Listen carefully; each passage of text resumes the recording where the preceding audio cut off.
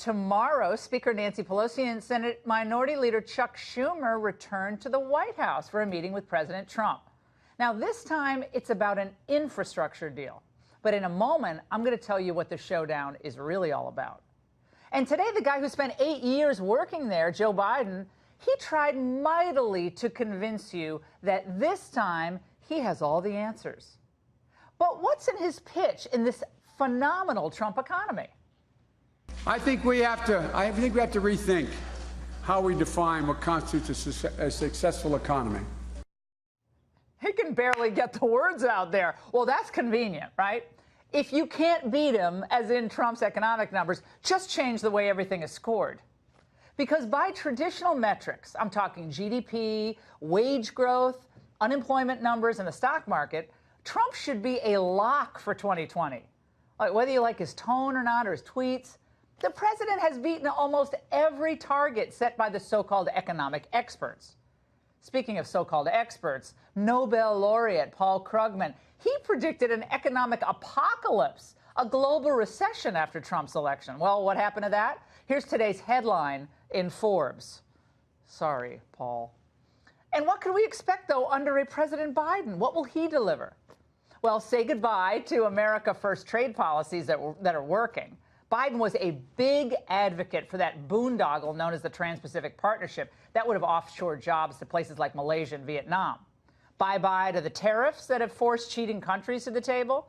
And Biden would ditch all the protections for American workers found in deals like the USMCA.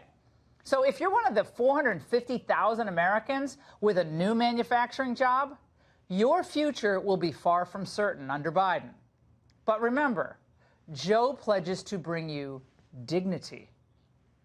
The dignity of work is my measure, which is about being able to provide security and share the joys with your families. The definition of dignity is that people should never be treated as a means to an end, but an end in themselves. When I think about work, I think about dignity. I think a lot about my dad, a proud, gentle man. My dad had an expression. He said, Joey, a job is about a lot more than a paycheck. It's about your dignity. It's about respect. Of course, he fails to respect the tight labor market that Trump's policies have helped create. What does that do? That helps with restoring dignity because workers' wages are finally going up. More money in your pocket, more time to spend with your family. And now that all those dire predictions, they all failed, now that things are going so well, Biden has to kind of throw magic, reality-altering dust in the air to convince you that this isn't one of the best times ever to be an American who is willing to work. And by the way, it is. Well, Trump, of course, has an easy response to that. Remember, President Obama said manufacturing jobs are gone. You need a wand, a magic wand. We found the magic wand because they're coming and they're coming fast. I love the fact that wages are rising fastest for the lowest income Americans, percentage-wise. And we're now the #1 economy anywhere in the world, and it's not even close.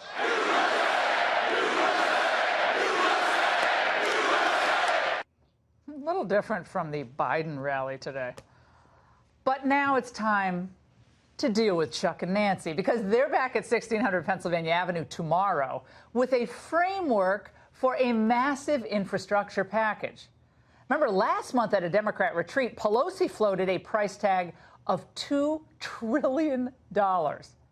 Democrats also want to expand the definition of what infrastructure is beyond, in other words, fixing bridges, roads, and airports, to include things like enhancing broadband, water systems, schools, and housing. Why not? Why stop there? And predictably, Democrats want the cost to be borne by people, meaning you, by doing what? Raising taxes, of course.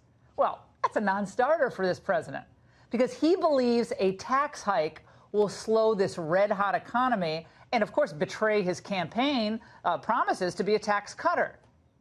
My question is this. Will there be any big kumbaya moment? Imagine if they were swaying back and forth tomorrow, caught on camera either during or after the confab. Well, look, it's hard to imagine. any cooperative spirit, given how their last meetup went down.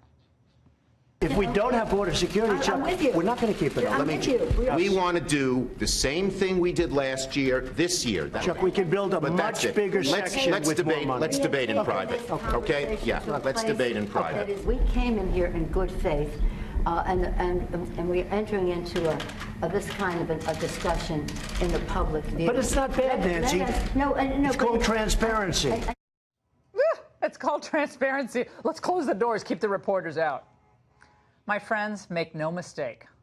This whole routine tomorrow is as much about setting the narrative for 2020 as it is about getting something done that is traditionally a bipartisan effort, infrastructure. If infrastructure spending can pay for itself by stimulating the economy, creating its own revenue stream, well, I guess you can make the argument for it. But if not, we shouldn't do the infrastructure spending, at least not right now. Democrats and Republicans are addicted to spending your money, albeit they have different priorities. Republicans, remember, were itching to bust those Obama-era spending caps to jack up military spending. They thought it was justified. And Democrats, well, they're fine on spending money we don't have on stuff like green energy, free college, free preschool, free everything. We are announcing the most ambitious climate plan in the history of the United States. That means mobilizing $5 trillion. We are going to deliver a Medicare for all single-payer system. Make college universally available with free tuition and fees. We will guarantee that right with universal pre-K and debt-free college. There's no end to the spending, but this, my friends, is the national debt clock. And it's obscene that we are doing this to future generations. Everybody talks, I know, about modifying entitlements, changing them, reforming them, but no one ever does anything about it. Axios reported today, by the way, that Chuck and Nancy are carefully, though, preparing for this meeting tomorrow with the president. But they want to do it in order to gain maximum political benefit.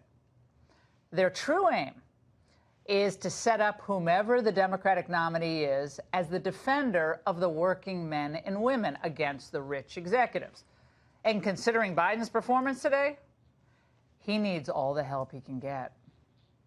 It's not just for people who get to four-year college degrees, but those who compete for job training and trades and programs. Look, guys, we can do all this. And that's the angle.